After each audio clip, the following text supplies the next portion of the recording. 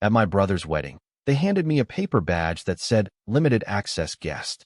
My mom leaned over and whispered, "That means no plate." I walked to the gift table, picked up my envelope with the $7,500 check, and said, "I don't think you'll need this anymore." Then I left. My brother ran after me while my parents shouted, "Come back." This isn't just a story about a wedding gone wrong. It's about the day my own brother, my best friend, publicly shattered our bond, leaving me feeling like an outsider at what should have been a celebration of family. The moment that small, white badge hit my hand, reading limited access guest, it wasn't just a label. It was a punch to the gut, a betrayal I never saw coming, and the beginning of the most humiliating day of my life. Jacob and I, we were inseparable growing up. Only 2 years apart, we shared everything: bunk beds, secret codes, fierce loyalty against neighborhood bullies, and wild dreams beneath the old oak tree in our backyard. We swore blood oaths to be best men at each other's weddings, to always be there, no matter what. Our parents used to joke they'd raised one child with 2 bodies, because wherever one went, the other followed. That bond continued through high school, where we were the perfect baseball battery, Jacob pitching, me catching. Even when I left for college, first, we talked every single day. Those years apart only made us stronger. After college, our paths naturally diverged. I took a huge gamble, diving into a tech startup that eventually became my own company, specializing in healthcare software. Those early years were brutal, filled with sleepless nights and constant stress, but it paid off. By 30, my company was worth millions. Jacob, always the more cautious one, chose a traditional corporate finance career. He climbed the ladder steadily, reliable and meticulous, earning a comfortable living. While his success wasn't as flashy as mine, he seemed genuinely content. Despite our different lives, our brotherhood remained. Regular dinners, fishing trips, our annual brothers-only camping weekend. These were our sacred rituals. We celebrated each other's wins and held each other up during setbacks. When Jacob was passed over for a promotion, I took him to Lake Tahoe to help him process it. When my company faced a huge lawsuit, he spent countless hours helping me organize documents, just like he always had. Then Diana entered the picture 3 years ago. Jacob met her at a corporate retreat, and their romance exploded. Within 6 months, she was living with him. My first impression was positive. She was attractive, articulate, and Jacob seemed happier than I'd ever seen him. At our first dinner, she even asked thoughtful questions about my business. But as the months passed, a subtle, chilling shift began. Our weekly dinners dwindled to monthly, then quarterly. He started missing our annual camping trips, first citing work, then Diana's fear of being alone.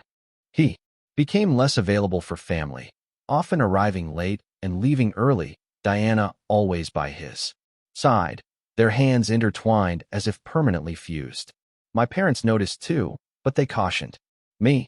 "He's in love, Brandon. Give him time." I tried to connect with Diana directly, inviting her to lunch, sending her a designer scarf I'd seen her admire for her birthday. Each time, she had an excuse, and her thank you note felt formal, detached, like a business acquaintance, not a future sister. Throughout all this, I continued to support Jacob. When his car broke down, I loaned him $3,000.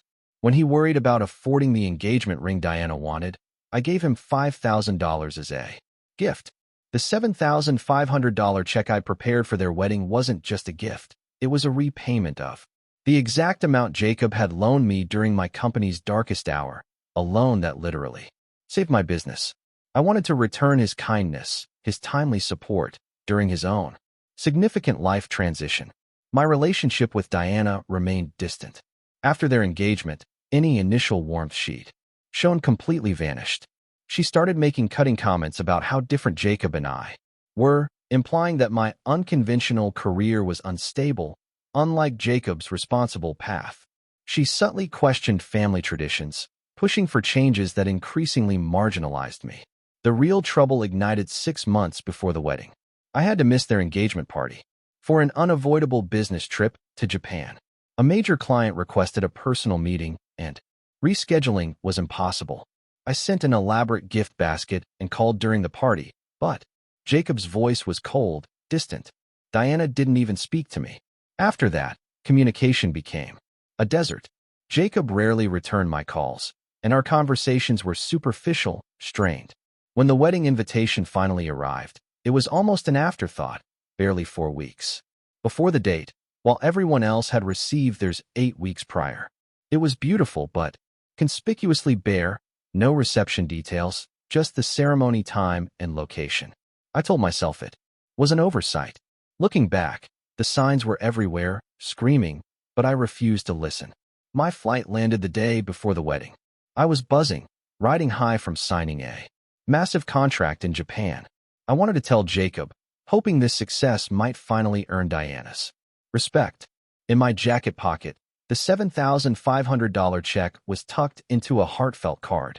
But I wanted something more personal. I called Trevor, my best friend from college. Just landed. Want to help me find something special for the golden brother who's finally tying the knot? Trevor agreed, but added, still can't believe I didn't get an invite, Brandon. I've known Jacob almost as long as you. I brushed it off, but his words stung. We found the perfect gift, a custom pocket watch, engraved with the oak tree from our childhood backyard, where we'd sworn our blood oaths. Over coffee, Trevor pressed me. Seriously, Brandon, still weird he didn't ask you to be his best man. When was the last time you two hung out, just you? A cold dread washed over me. I couldn't remember. It's his day, Trevor. They get to decide. I insisted, changing the subject, unwilling to voice the doubts now roaring in my head. At my parents' house, my mom's hug was tight, too long. My dad clapped my shoulder, but couldn't meet my eyes. The house smelled of Mom's famous pot roast, my favorite, but the usual warmth was replaced by an unspoken tension. They barely reacted to my business success. Is everything okay? I asked, alarm bells clanging. Just wedding stress, Mom said too quickly. Some changes, Dad added. Nothing major. What changes? I pressed. Diana has very specific ideas, Mom said, and we need to respect that. Dad cut in. It would be best if you just go with it tomorrow, for Jacob's sake. An uncomfortable silence. They looked worried, almost afraid. I called Jacob, but got voicemail. His text reply came 20 minutes later. Thanks for coming. Too busy with last-minute details. See you tomorrow at the ceremony. Formal, cold, devoid of any brotherly warmth. No exclamation points, no banter. I learned from Mom there was a rehearsal dinner that night. Immediate family, she explained awkwardly. I am immediate family, I pointed out. Diana's parents are very traditional, she whispered. I went to bed, trying to convince myself that tomorrow, everything would be different. Our bond would reassert itself. But as I stared at the glow-in-the-dark stars Jacob and I had put on my ceiling 20 years ago, I couldn't shake the feeling that something fundamental had changed. Morning brought a fragile optimism. Today would be a fresh start. I dressed in my finest suit, grandfather's cufflinks, feeling confident. Downstairs, my parents sat in unusual silence. We should leave separately, Mom said. Your father and I need to be there early for family photos. Family photos. Shouldn't I be in those? Another pained glance between them. Diana arranged the schedule, Mom explained vaguely. Very specific groupings. But I'm his only sibling. Dad cleared his throat. It's complicated, Brandon. Just don't make waves today. 4. Jacob Sake. They left, promising to see me at the venue. Alone, I poured my heart into the card accompanying the check and the pocket watch, recalling our childhood promises. The drive to Willow Creek Estate was long. The venue was stunning, manicured gardens, a grand mansion. Guests in formal attire streamed in. I recognized relatives, but they either nodded politely and hurried past, or pretended not to see me. Aunt Patricia, Uncle Robert, cousin Samantha, they were treating me like a distant acquaintance. The garden was breathtaking with white chairs and an elaborate floral arch. I tried to find Jacob, but a staff member firmly blocked my path to the mansion. Only the wedding party is allowed, sir. I'm Brandon Mitchell, the groom's brother. She checked her clipboard, frowning. I don't have you listed for pre-ceremony access. Confused, increasingly unsettled, I wandered toward the seating. Amanda, the wedding planner, approached me, professionally polite, but clearly uncomfortable. Mr. Mitchell, I was told to watch for you. I'm trying to see my brother, I said. Her smile tightened. The groom has requested no visitors. He's finishing photos with the wedding party. I should be in those photos. I'm just following instructions, she insisted. If you'd like to leave your gift at the gift table. As we walked, I overheard snippets of conversation. A-list reception. Separate cocktail. Hour for full access guests. Amanda tensed beside me. She hurried me past, pointing to a table, piled with elegantly wrapped boxes. Mine was the only envelope. Most preferred registry gifts. But Jacob and I had discussed my financial gift. As I turned, Diana appeared, stunning in her gown. Our eyes met. She whispered to her bridesmaids, then approached. Brandon, you made it. No warmth. No hug. Of course I did. It's my brother's wedding. Yes. Well, we're about to start. Your seat should be marked. Diana, what is going on? Why can't I see Jacob? Why wasn't I in family photos? Her smile remained fixed, but her eyes were cold. We had to make certain decisions based on space and budget constraints. I'm sure you understand. If you'll excuse me. She rejoined her bridesmaids, one of whom, Cassandra, gave me a look of pity mixed with smugness. Increasingly bewildered, I found an usher. Mitchell, Brandon Mitchell. He consulted yet. Another clipboard. Ah, yes. You're in the last row, far left side. The last row. As far from the front as possible. My parents sat in the front, chatting uncomfortably with Diana's parents. They didn't see me. My assigned seat had a simple printed card, unlike the calligraphed ones on other seats. On either side, empty chairs were labeled reserved, effectively isolating me. Then, I saw it. The program on my chair, and next to my name, a small asterisk. At the bottom, the explanation, limited ceremony access only. My parents hurried over, distressed. Brandon, we need to talk. Dad said, his voice low. What is going on? Why am I in the back? Why the asterisk? Why is everyone acting like I'm a stranger? My mom's eyes filled with tears. We only found out the full extent of the arrangements yesterday. Diana and her parents have organized things differently. Differently? How? Dad placed a hand on my shoulder. There's a check-in process after the ceremony for the reception. Just prepare yourself.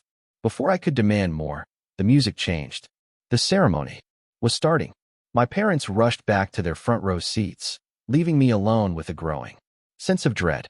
The ceremony unfolded like a beautiful, terrible dream. Jacob, handsome in his tuxedo, beamed. As Diana walked down the aisle, they exchanged vows, Jacob's voice cracking with emotion as he promised to cherish Diana forever. Not once did he look in my direction. The words about love and devotion rang hollow. After the final blessing, the newlyweds processed back up the aisle. An announcer's voice boomed. Ladies and gentlemen, please proceed to the terrace for the receiving line. Afterward, checked guests will be directed to the main hall for the reception. Asterisk checked. Guest star. The phrase echoed ominously. I followed the crowd to the terrace where Jacob and Diana greeted everyone. The line crawled. At the exit, a check-in table. When it was my turn, Jacob finally looked at me. For a fleeting second, I saw guilt, regret in his eyes, but it vanished as he shook my hand formally. Congratulations, I said, my voice searching for my brother. Thanks for coming, he replied. The same generic line he'd given everyone.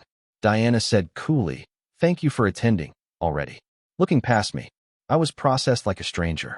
Still dazed, I approached the check-in table. Brandon Mitchell, I said. The young woman scanned her tablet, grimaced, then printed something. She handed me a white paper badge, limited access guest, in bold letters. What is this? I asked, staring at the badge. Your access designation for the reception, she replied, avoiding my eyes. All around me, other guests were receiving elegant fabric wristbands or calligraphed gold cards. There must be some mistake. I'm the groom's brother. The young woman looked genuinely uncomfortable. I can only distribute what's in the system, sir. My mother materialized at my elbow. Her face beat red with embarrassment. Brandon, dear, let me help you with that, she whispered, reaching for the badge. Mom, what is this? Why do I have a different badge? She glanced around nervously. That means no plate, she clarified. Her voice barely audible. No dinner? Are you serious? I'm not invited to my own brother's wedding dinner. Please keep your voice down, she pleaded. It was Diana's decision, and Jacob went along with it. They said there were space constraints, but what, Mom? She couldn't meet my eyes. Diana was upset that you missed the engagement party. She said it showed where your priorities lie, and other things.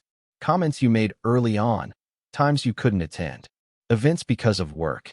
So I was being punished with a badge, a public announcement that I wasn't welcome. Did any other immediate family members get these badges? My mother's silence was deafening. Did Jacob agree to this?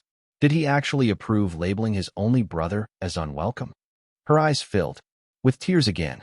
He said Diana and her parents had the final say since they paid for most of the wedding. He didn't want to cause problems with his new in-laws. I looked around. Guests with colorful wristbands were being directed to the main reception hall. Those with white badges like mine were being politely, firmly guided toward a brief cake viewing. The humiliation burned through me like acid. My own brother hadn't just excluded me from his wedding party. He'd categorized me as unworthy of a dinner seat. The $7,500 check in my pocket now felt like a cruel, twisted joke. Where's Jacob now? I asked, my voice deadly calm. Brandon, please don't make a scene, Mom begged. I'm not going to make a scene. I just want to talk to my brother. He and Diana are taking photos before joining the reception. Please, for all our sakes, just accept the situation. For today, we can discuss it later. I looked down at the badge. Limited access guest. 3 words that utterly defined how my brother and his new wife saw me. Not as family, not as the person who had supported Jacob for years, but as an obligation to be minimally accommodated and then dismissed. My hands grew cold. A ringing filled my ears. My world was crumbling.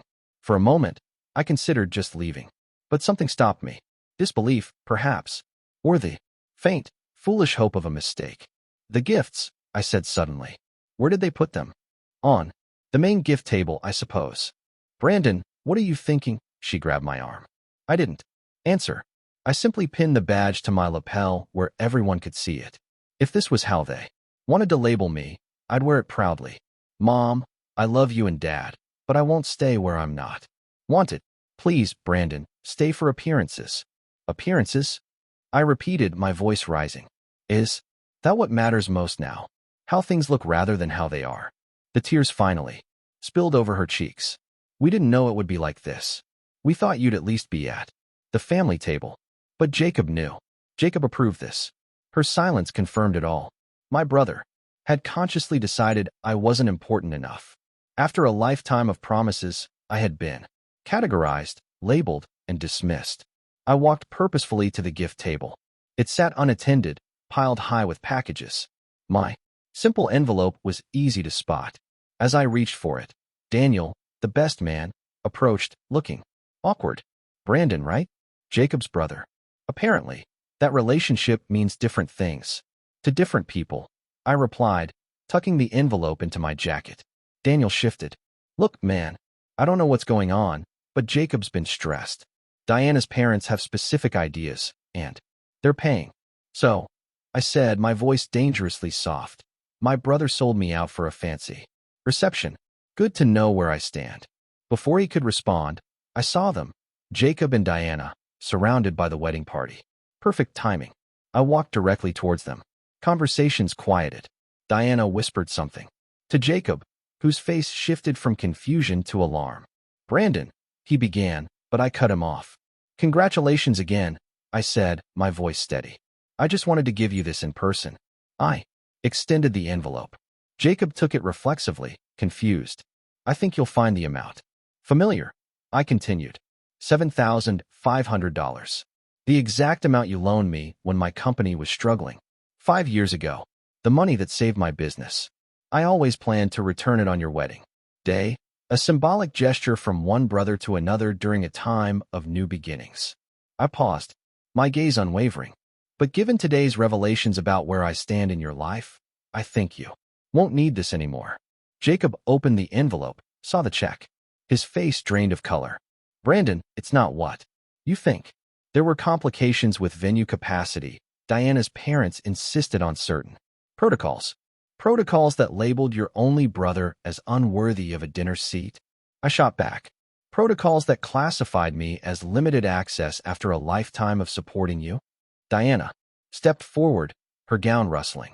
This is hardly the time or place for this discussion. Our guest. Don't worry, I interrupted. I won't be staying to disrupt your perfect day. I turned back to Jacob.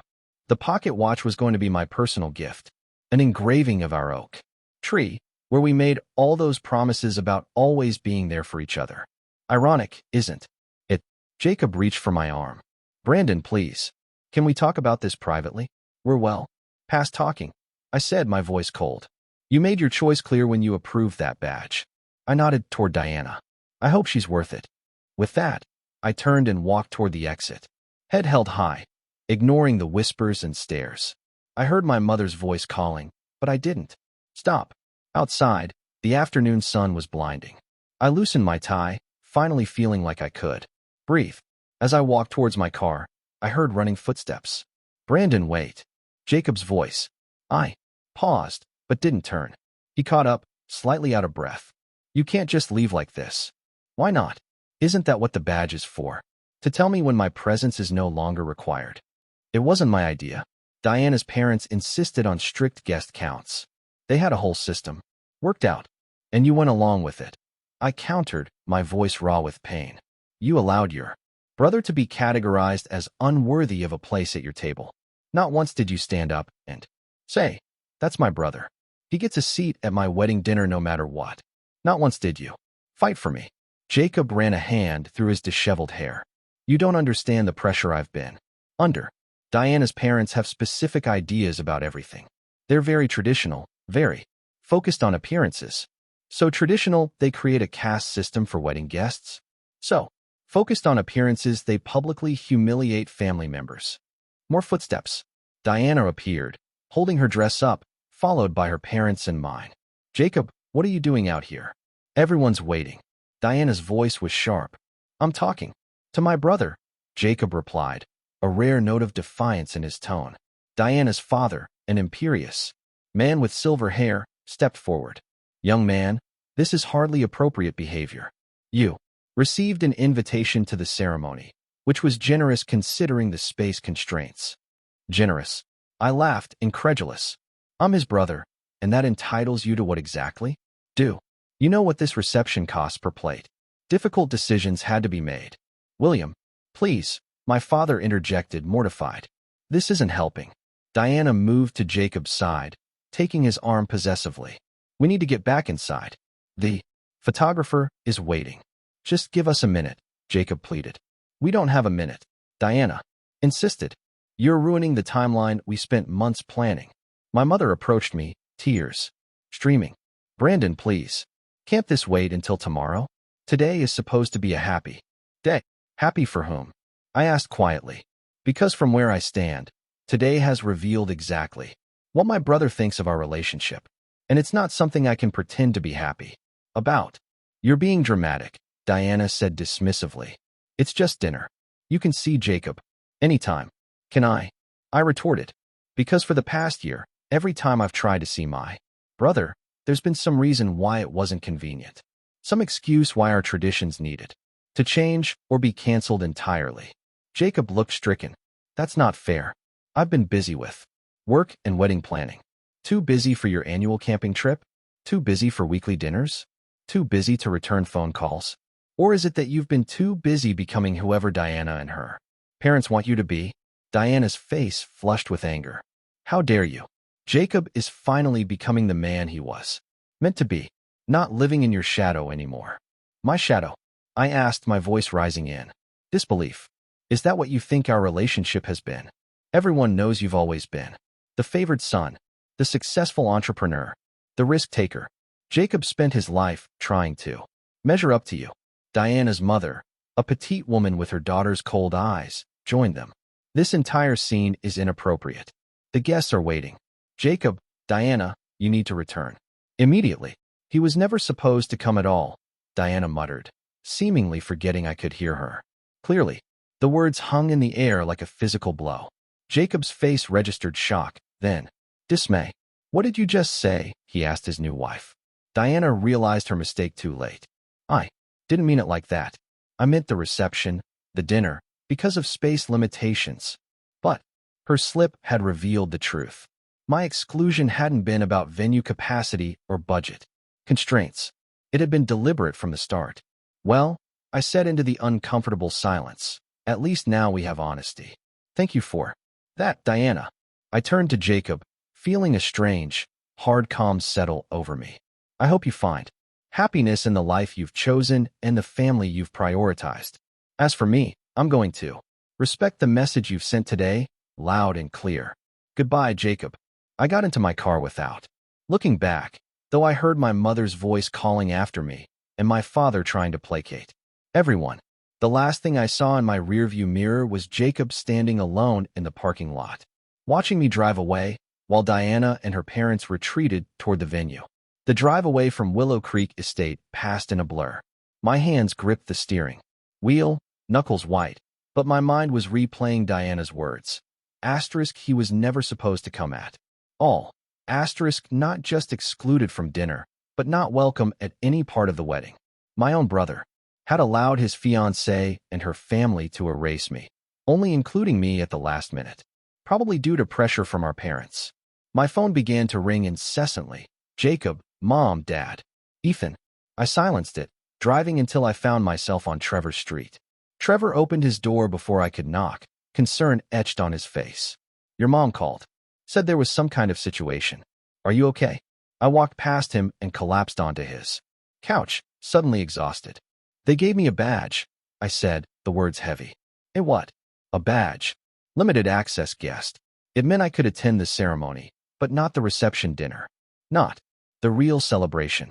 I was essentially asked to leave after watching them cut the cake. Trevor sat beside me, stunned. I don't even have words. That's cruel. Diana's parents created this whole tiered system. Different colored wristbands for different levels of access. And Jacob went along with it. So what did you do? I retrieved my gift envelope, the check I had written them, told Jacob exactly what I thought of his choices. And I left. Good for you, Trevor said firmly. That's beyond disrespectful. My phone buzzed with texts. Jacobs, please come back. We can work this out. You don't understand. Diana didn't mean what she said. Call me, please. My mother's. We had no idea about the badges until today. Your father is furious with Jacob. Diana's parents are impossible, but that's no excuse. Please let us know you're safe. I texted Mom back. I'm at Trevor's. I'm fine. Need space right now. Her immediate reply. We understand. We love you. This isn't what family does to each other. Trevor brought me a scotch. Want to talk or be distracted? Distraction might be good right now.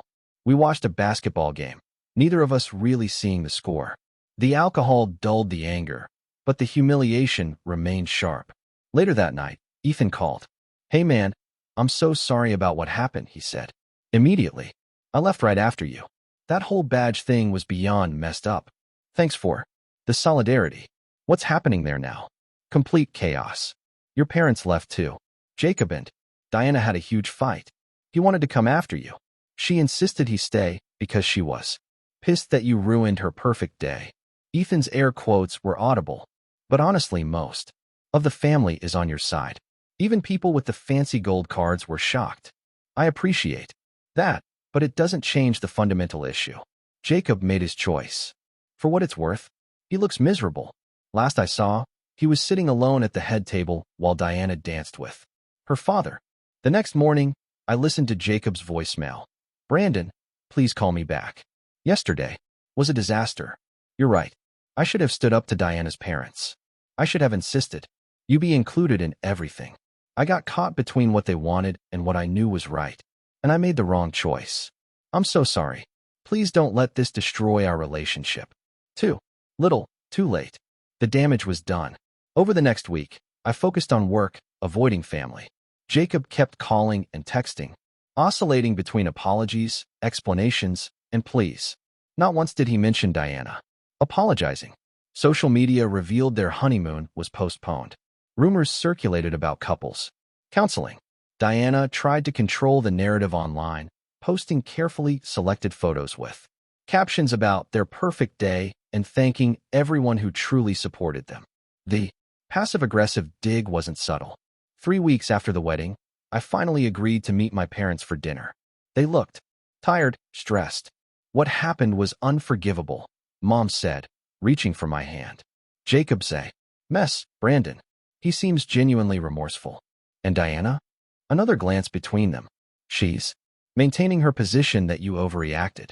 Her parents are backing her up, saying the badge system was standard protocol. I laughed bitterly. Standard protocol, right? No one believes that, Dad assured me. Jacob needs to make his own choice about his marriage, but I'm not obligated to participate in a relationship where I'm clearly unwelcome. My parents didn't push. Before leaving, Mom hugged me tight.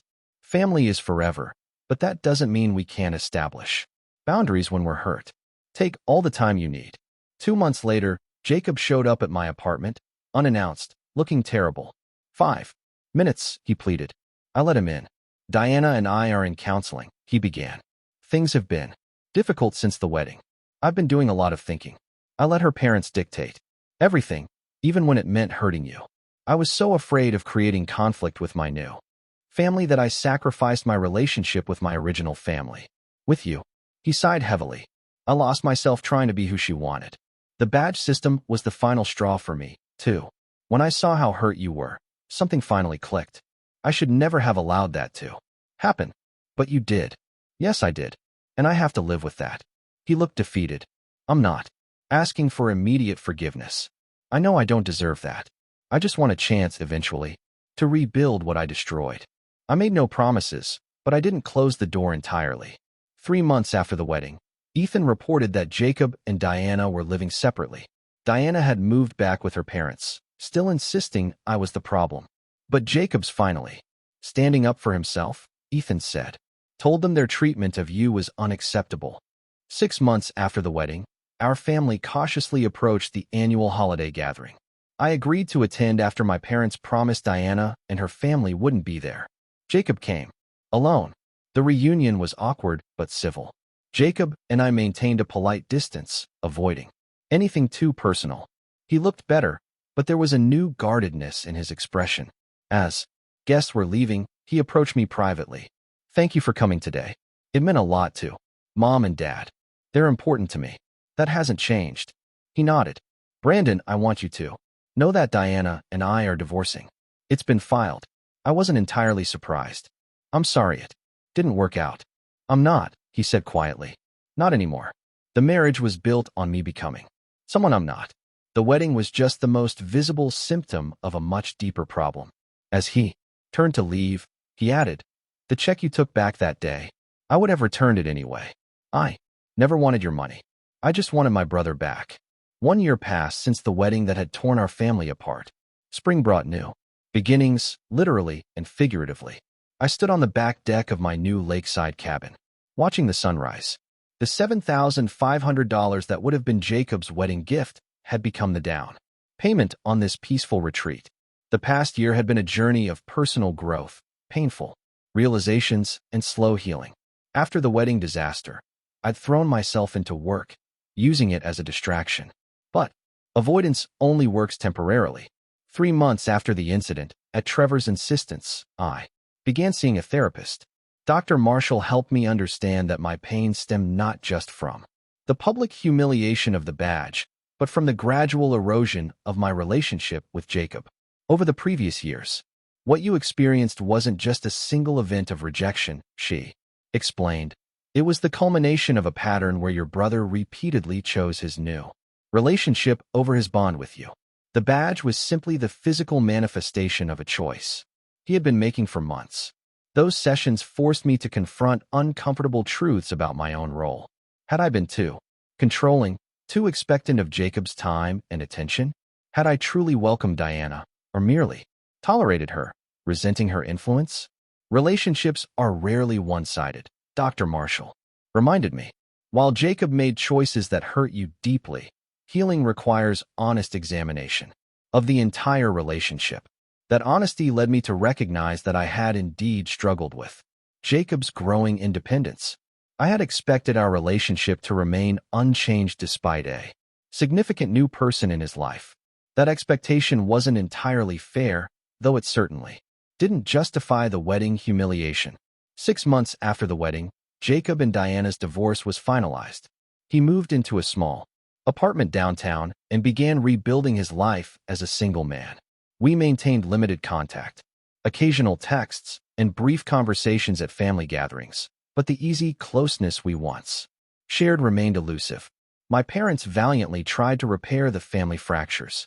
Sunday dinners became neutral ground. Mom avoided wedding photos. Dad developed a new interest in fishing, inviting us on separate trips. Thanksgiving arrived with traditional expectations. Rather than force an uncomfortable reunion, I hosted dinner at my apartment, inviting not just family, but friends too.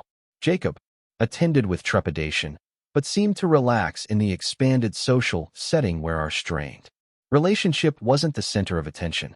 After dinner, he helped me clean up in the kitchen, a familiar routine from our childhood.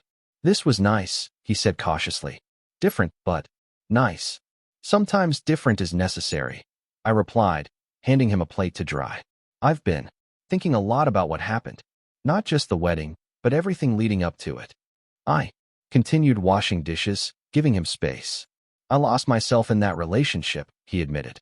"Diana had such a clear vision of who she wanted me to be, and I was so desperate to meet those expectations that I forgot who I actually was, who mattered to me." "That happens sometimes," I offered.